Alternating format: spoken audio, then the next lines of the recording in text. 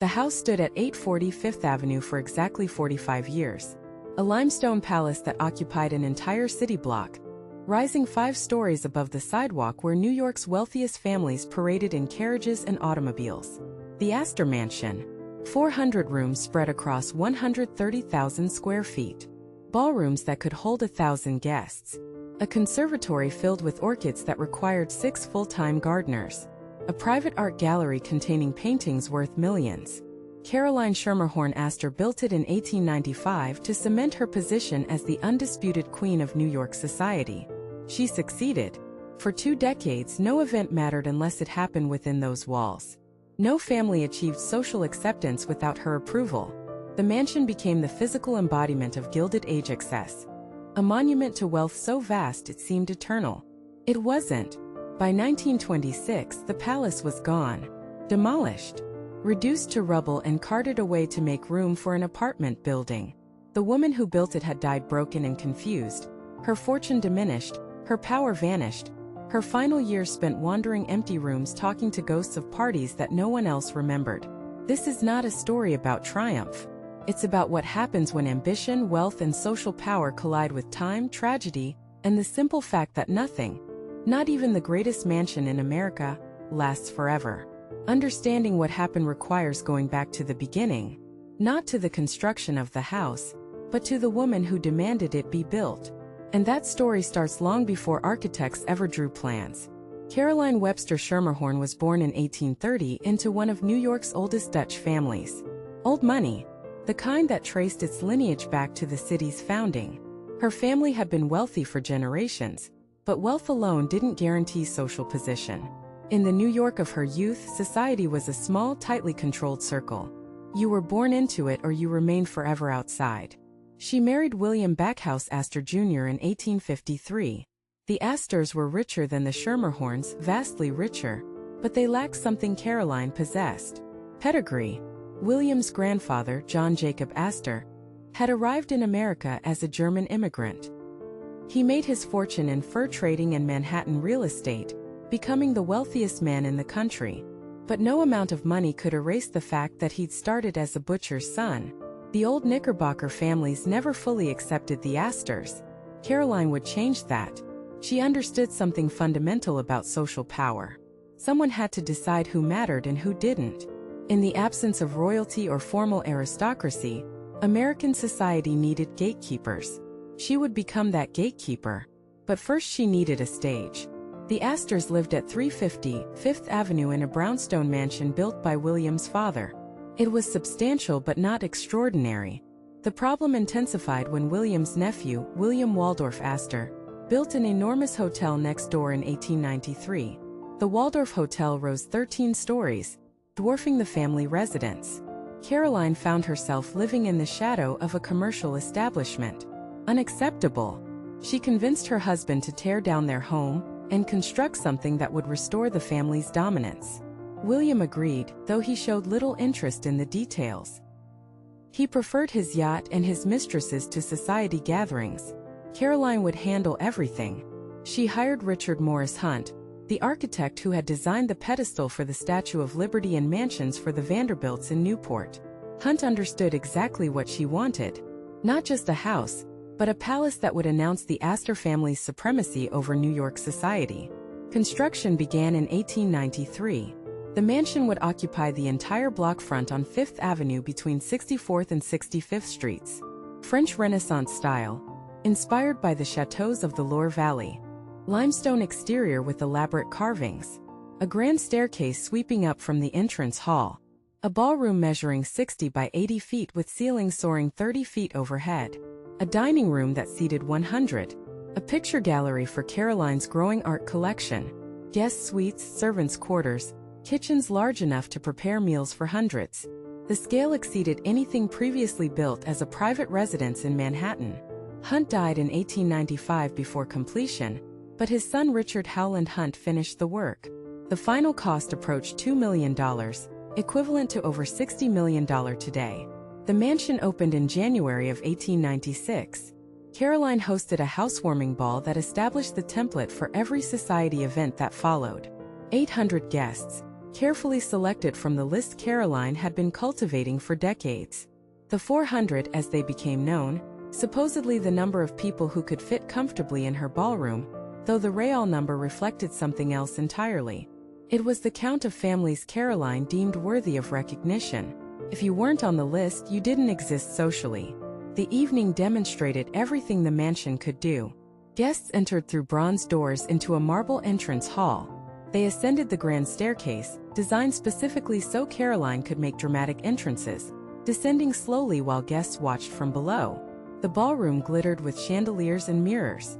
An orchestra played from a musician's gallery. Dinner was served at midnight on gold-rimmed china.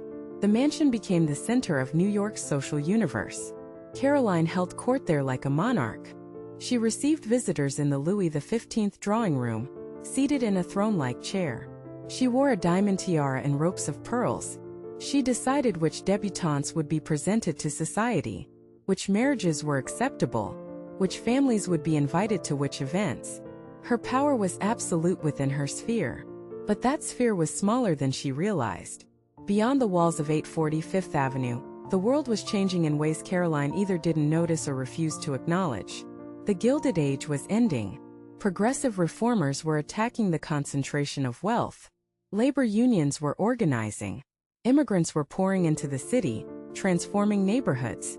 The old Knickerbocker families that Caroline championed were being displaced by new fortunes built on steel, oil, and railroads. The mansion itself became a target. Critics called it obscene. Jacob Riis, the journalist who documented tenement poverty, pointed out that Caroline's palace could house 1,000 poor families. The contrast between Fifth Avenue mansions and Lower East Side slums grew harder to ignore. Caroline seemed oblivious. She continued hosting balls and dinners as if nothing had changed. The guest list remained rigidly controlled. The rituals of society continued unchanged. But fewer people cared. The younger generation found her rules stifling. They wanted to marry for love rather than pedigree. They preferred smaller gatherings to formal balls. Some began spending more time in Europe, where titled aristocrats offered something Caroline could not: real nobility. William died in 1892, before the mansion was completed. Caroline barely mourned. Their marriage had been a partnership of convenience. She moved into 840 Fifth Avenue as a widow and ruled alone. Her son, John Jacob Astor IV, showed little interest in society. He preferred inventing things, writing science fiction novels, and eventually scandalizing everyone by divorcing his wife to marry an 18-year-old girl. Caroline disapproved but couldn't stop him. Her daughter Carrie married Orm Wilson and moved to England, joining the expatriate community of wealthy Americans who traded dollars for titles. Another daughter, Charlotte, married James Coleman Drayton. The marriage ended badly. Divorce. Scandal. Exactly what Caroline had spent decades trying to prevent. The mansion began to feel empty. 400 rooms for one aging woman and her staff. The ballroom hosted fewer events. The conservatory's orchids bloomed for no one. Caroline spent increasing time alone in her private apartments, surrounded by portraits and memories. In 1904, tragedy struck. John Jacob Astor IV booked passage on the Titanic's maiden voyage with his pregnant teenage bride. When the ship struck the iceberg, he helped Madeline into a lifeboat, then stepped back.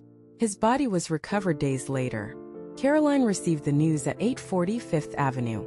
Her only son, the heir to the Astor fortune, drowned in the North Atlantic. She was 74 years old. The loss devastated her. She withdrew from society almost entirely. The balls stopped. The dinners ended. The mansion that had been built for entertaining stood silent. Staff maintained the rooms, but no guests came to see them. Caroline's mental state deteriorated. By 1906, she was showing signs of dementia. She wandered the empty ballroom in her tiara and jewels, convinced she was hosting parties. She greeted guests who weren't there. She gave orders for dinners that would never be served. The woman who had controlled New York society with absolute authority no longer recognized where or when she was. Her daughter Charlotte moved in to care for her. The mansion became a prison rather than a palace. Caroline died on October 30, 1908. She was 78. The funeral was small, private, nothing like the grand social events she had orchestrated. She was buried next to William in Trinity Cemetery. The mansion passed to John Jacob Astor Ivy's son, Vincent. He was 17 years old when his grandmother died, 21 when his father drowned on the Titanic. Vincent inherited one of America's great fortunes, but he had no use for 840 Fifth Avenue. The house was a relic. Its style of entertaining was obsolete. The social structure it represented was collapsing. The old Knickerbocker families that Caroline had championed were being displaced by new money that didn't care about her rules. Vincent tried briefly to maintain the mansion. He hosted a few events, but his heart wasn't in it. The operating costs were staggering. Heating, staff, maintenance, taxes. The house consumed money without generating anything in return. By 1925, Vincent made his decision. The mansion would be demolished. The land was worth far more than the building. A developer offered to construct a luxury apartment building on the site. Vincent would retain ownership of the land, leasing it to the developer. The arrangement would generate steady income without the burden of maintaining an obsolete palace. Demolition began in 1926. Workers stripped the interior first. The chandeliers came down. The marble mantels were removed. The carved woodwork was salvaged. Some pieces went to museums. Others were sold at auction. The paintings and furniture were dispersed. The building itself came down floor by floor. The limestone blocks were hauled away. The grand staircase where Caroline had made her entrances was reduced to rubble. The ballroom where the 400 had danced was opened to the sky and then erased entirely. Within months, nothing remained. The site was cleared, graded, ready for new construction. 840 Fifth Avenue was gone as completely as if it had never existed. The apartment building that replaced it still stands today.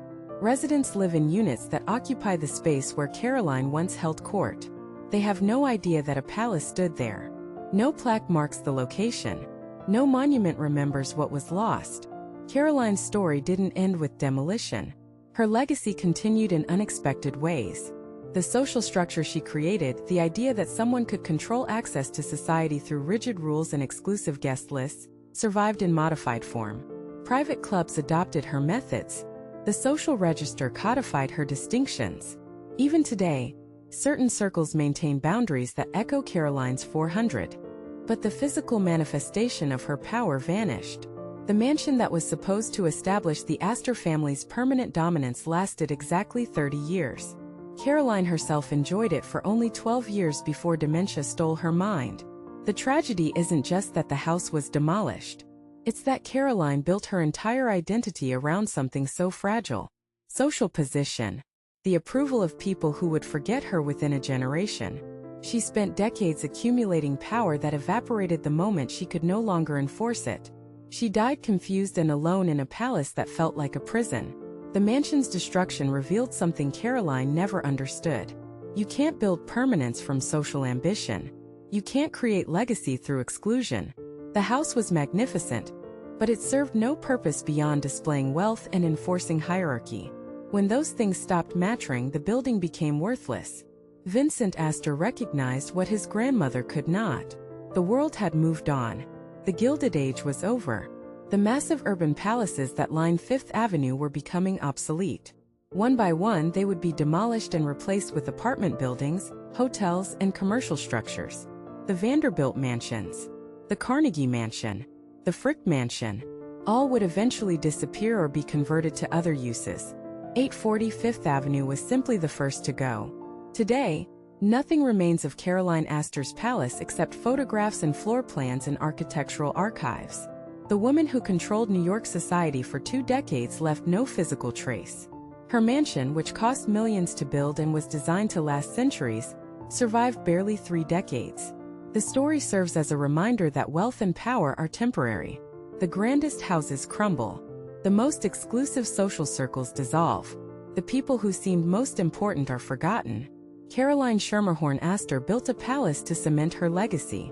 Instead, she created a cautionary tale about the futility of trying to make permanence from privilege.